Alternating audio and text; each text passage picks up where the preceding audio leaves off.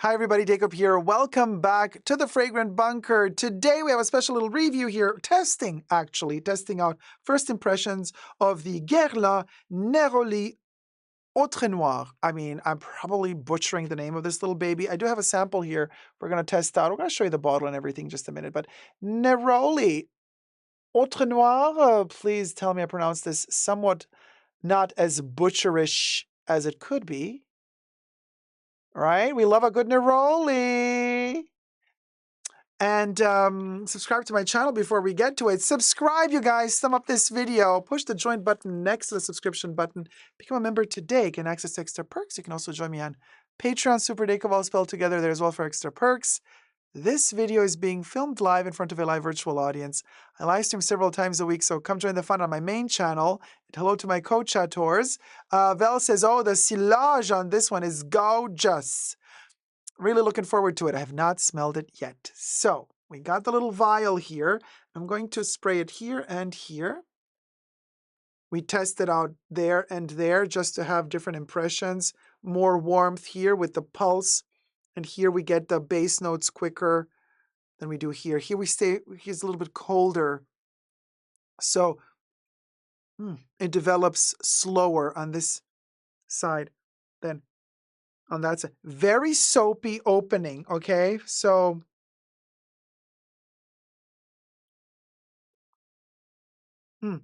Petit Grand, bergamot, tangerine, lemon, grapefruit in the opening notes. And then we got the namesake of the perfume, Neroli, in the mid notes with a tea accord. I can actually smell that tea accord quite predominantly. Earthy notes, smoke. I get no smoke here. Orange blossom. And then base notes, musk mallow, benzoin, ambrette musk mallow, benzoin, vanilla, oak moss, and myrrh. So 2016 is the year that this perfume was launched with Delphine Yelk as the main nose together with Thierry Vasser. Now, what does Guerlain say here? Well, first of all, I'm reading the ingredients list and there is no oak moss listed on it. So there's no oak moss listed there. Let me blend in the bottle as per L'Art de la Matière. So this fragrance belongs to their Art and Matter collection. So it is kind of an exclusive to special Guerlain counters. Of course, also exclusive to the Guerlain boutique in Paris, as well as other boutiques that they have worldwide. Here is what Guerlain has to say about the fragrance itself. About Neroli, Neroli essence is obtained through distilling orange blossom. Fresh and floral, it is distinguished by its verdant, citrusy notes. For Neroli Outrenoir, orange blossoms are hand-picked and distilled on site in Naboul, Tunisia. Neroli has been a material used by the House of Guerlain ever since its founding, forming the signature of the iconic Eau de Cologne Impériale composed in 1853. And that is for the Neroli, which, as you can see, is in the name. It is the main component of this perfume, and we have those little orange blossoms there. It's very powdery to me, and there's a very, very organic, natural smelling component that classic to Neroli. It smells from a distance. If you kind of like stick your nose into an orange blossom, it doesn't smell as good as when it's far away. So same applies here right now. When I come in close, it gets synthetic. When I'm at a distance and I just let it give me a little bit of a waft of it, then it becomes natural smelling, which makes the whole vibe very natural to me. In the perfumer's words, Delphine Yelk says, also on the Guerlain website, Neroli, so incredibly pure, is reinterpreted here in a play of contrasts between white and black, between innocence and mystery. Don't you just love it when they fart out all of these descriptions for these perfumes? Like sometimes I think to myself, girl, Who are you paying to write this stuff?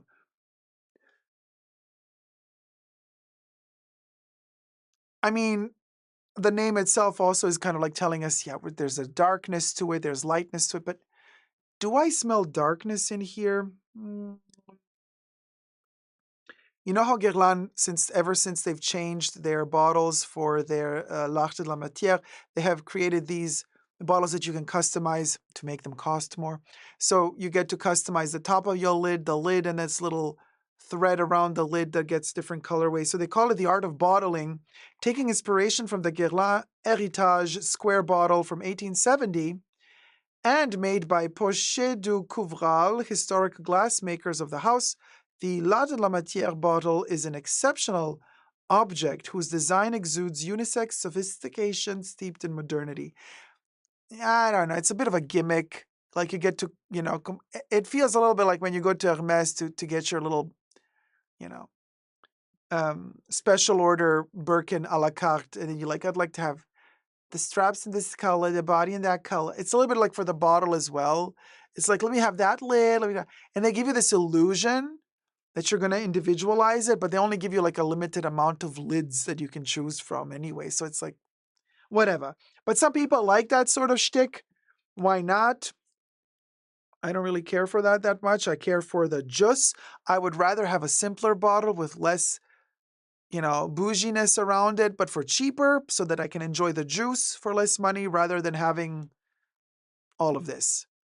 I'm usually for the basics, give me the standard bottle, give me the standard iteration of it. I don't want any fanfare on top of it. I want the essence. I don't want the tackiness around it. The perfume itself speaks to me. I want the simplicity of a bottle, and then from what's inside the bottle can speak to me. That's at least how I am. But to each their own. So, ever since they changed to these shaped bottles, I'm like, I preferred them before.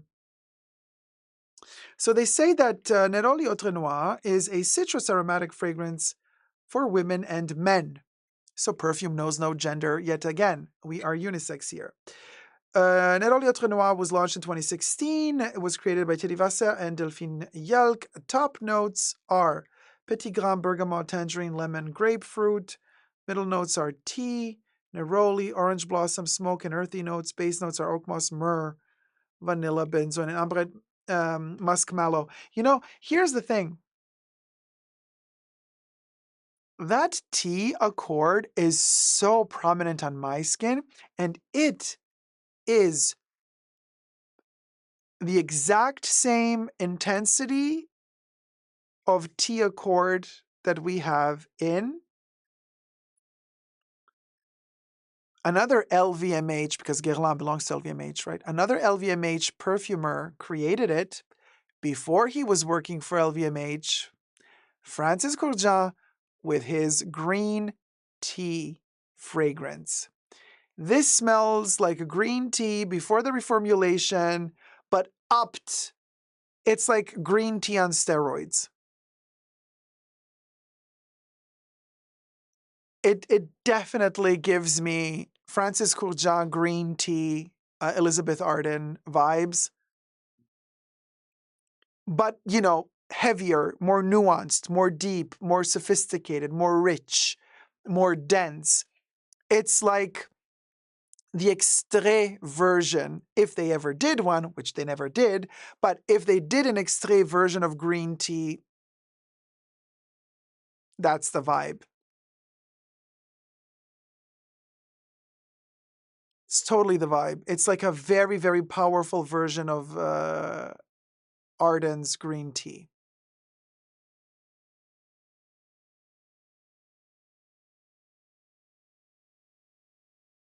Mm.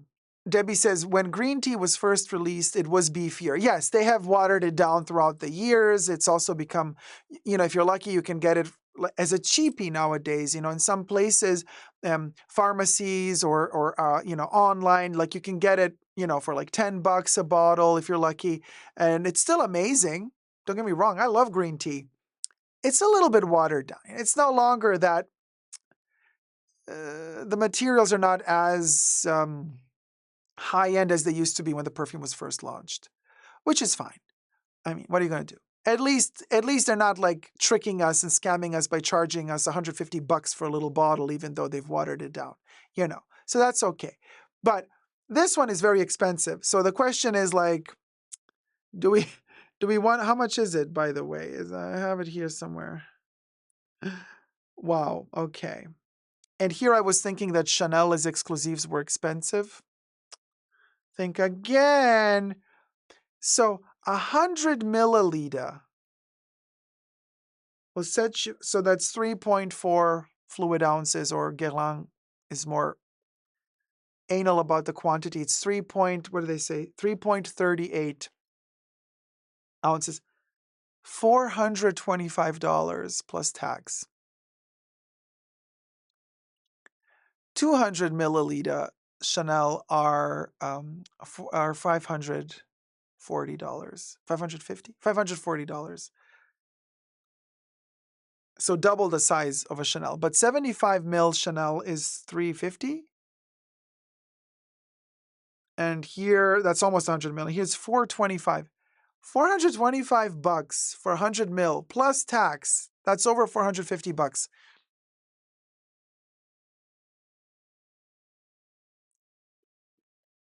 I do like this benzoin warmth seeping through as the dry down kicks in. So it warms up the fragrance and starts melting it a little bit. So we don't have these, petit grain and the bergamot and all of the citruses in the opening. They're kind of slowly leaving us. And then we have the neroli with that benzoin and the ambrette. It's musky. But I would not say too overpowering. It's not overpowering, but it is insistent. And this is why it gives me a natural vibe, quite a natural vibe, because this is how orange blossom smells. It has that permeating, insistent smell that, when they're in bloom throughout the day in summer, when there's like almost no breeze, no wind outside, no air moving, and yet the orange blossom somehow always finds a way to slither its way through the air into your nostrils when you're passing by, and it just sticks to you, right? Um, that's the vibe. This it's giving me resinous, like an amber lotiony, like a creamy. It's a very creamy orange blossom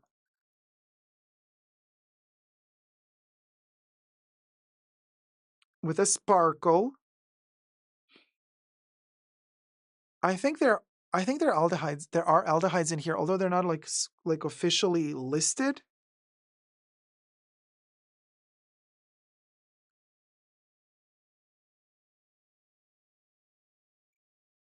Oh, the amber accord. So interesting. Okay, so when you do the trick that I do with a lot of perfumes when I first smell them, I let them, linger on a little bit, and then I blow hot air from my nostrils onto the skin to pop the molecules, and then I inhale it, and then you get really to the core DNA essence of the perfume. It's very, very extremely grassy green, and it's a specific type of green that's ambery, and it's the same type of storytelling that we have in Obsession from Calvin Klein.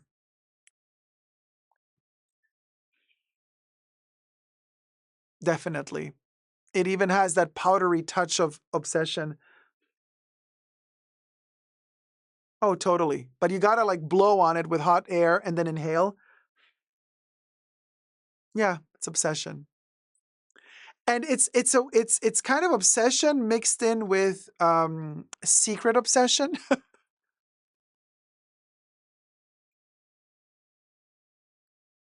And then it also has that green tea vibe as well. So that's what we're looking at here. We're looking at a very interesting, and maybe that's why they call it Outrenoir, because it's like, that's why maybe in the description of the perfume, Delphine Yelk or whoever for her said there's lightness, but then there's also darkness. And I do believe that that's the game they're playing here. We have that beautiful green, fresh Neroli vibe going on. Uh,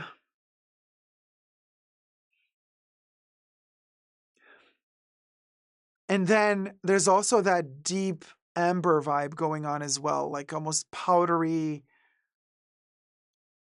creamy vibe. And then there's that breezy, airy vibe as well. And both of them are there at the same time.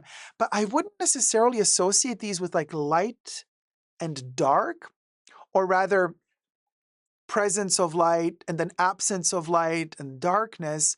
But I would rather associate them with um, air, breezy, powdery, and more dense, creamy, sticky.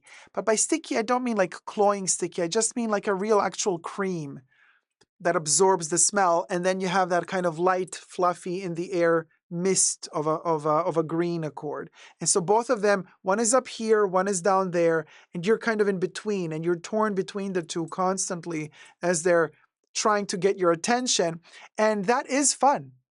It's whimsical, it's flirtatious, it's playful. The perfume is kind of taking you on a journey of an olfactory discovery.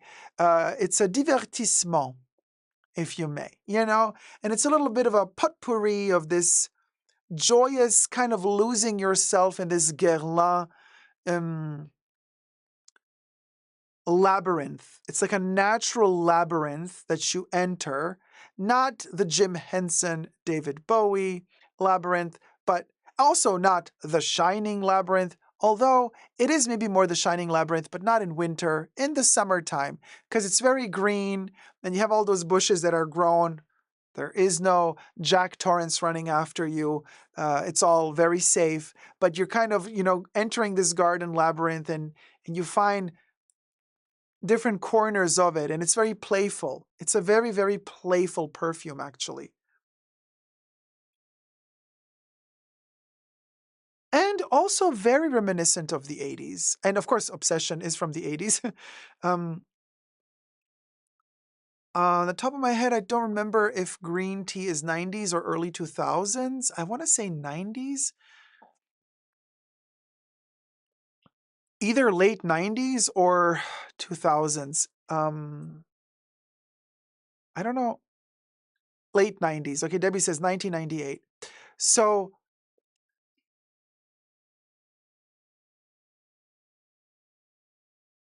yeah, so we have that vibe going on for this perfume. It's that labyrinth that we enter in. It's not just in terms of breezy, not smoggy,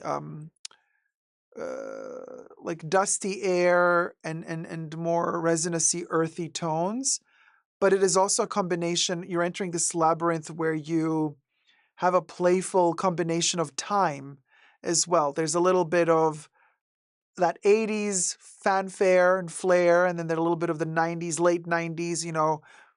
We're about to enter into the 2000s era. The grunge era is gone, and there's going to be a new millennium. And so we're all, we're minimizing, stripping everything down to the bare minimum. Very futuristic. That's what green tea was also all about, by Elizabeth Arden. But then we have that obsession vibe, that 80s era, which is more about green, earthy, amber accords, sandy dunes. But all of them, it feels like the entire labyrinth that we're in, this natural grown labyrinth, it is orange blossom everywhere, right? Um,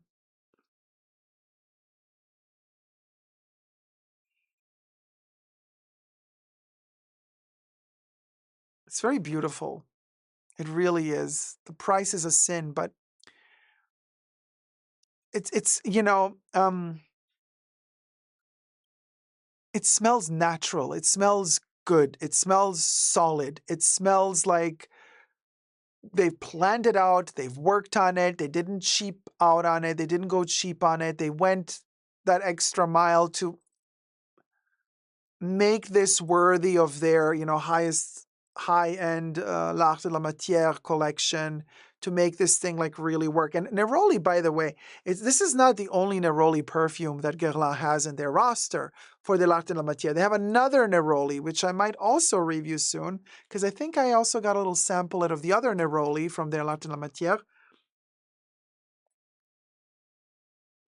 It's nicely tailored. It's clean. It's preppy. It's never obnoxious. Maybe that's the only thing that annoys me about this perfume. It's too perfect. It doesn't have an edge. It doesn't have and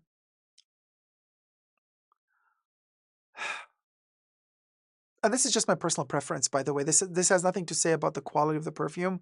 But if I'm going to spend, $450 after taxes for something like this, I want to have a puzzle. I want to have a complication. I know some people say you're crazy. Why would you? If you're going to spend all that money, then have something easy. Luxury should be comfortable. No, I don't agree with you. I think when it comes to perfumery, luxury perfumes should also be uncomfortable in a way. I like a challenge. I like to have something that is making me think and question, where is this going? What is this about? I need to know that I don't know. And I want the perfume to take me by the hand, put a blindfold on me, kinky, and take me into the darkness and into that other world where the perfume will later let me know where it's at. I pay extra for that journey, for that ticket, for a perfume to take me on that trip. And sometimes with Guerlain's L'Art de la Matière, as beautiful as they are, as expensive as they smell, that's kind of all they are. They're beautiful, expensive smelling, high-end perfumes. But they don't dare. They don't challenge you. Their mentality is, you paid so much for me, so I'm going to do everything to please you. I'm like, but I'm not paying all this money to be pleased. Maybe I also want to please. Active and passive, honey. Honey, some of us are versatile. Okay. So here's the thing. That extra price you're paying, in my case, for a perfume, I want that perfume to challenge me, to make me think. And this one also makes me think, but it makes me think of like pleasant strolls through the labyrinth garden, it's beautiful. But I also want it to make me think of, where am I actually? What time is this? Like Special Agent Dale Cooper, when he comes back in season 3 of Twin Peaks. When he comes back and travels again through time and he meets Carrie Page, or is she Laura Palmer? And then in that last moment, he's so lost. And he just like looks up and says, what year is this? And that's what a good perfume does to me. It transcends time. It confuses me. It keeps poking at me and telling me, I might just tell you a little bit more, but you gotta wait. It edges you.